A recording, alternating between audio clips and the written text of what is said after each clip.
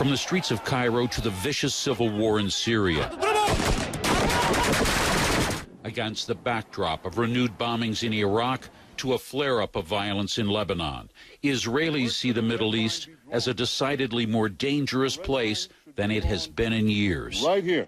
In the view of Prime Minister Benjamin Netanyahu, the chemical case in Syria demands action because Israel's arch-enemy, Iran, is watching, gauging international resolve against introducing weapons of mass destruction into the fray.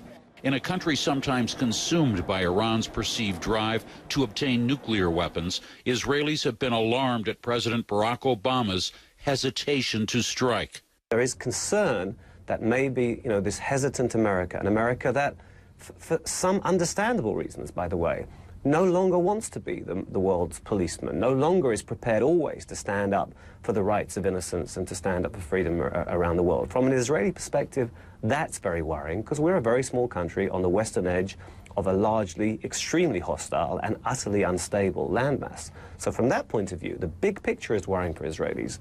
Here on the West Bank, Palestinians have a hard time seeing how a limited U.S. strike would in any way improve the situation for the Syrian people. To the contrary, they fear such a strike could further destabilize a region already in turmoil.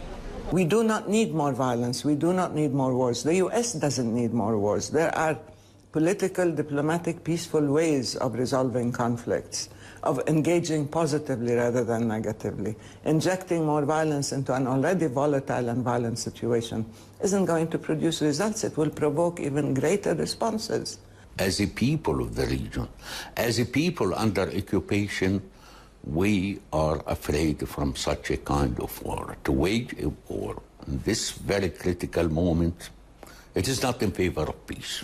In Israel, about two-thirds of the public favors a U.S. strike, but a minority of Israelis and many Palestinians see the G20 summit as an opportunity for the Russians and Americans to at least try once again to work together.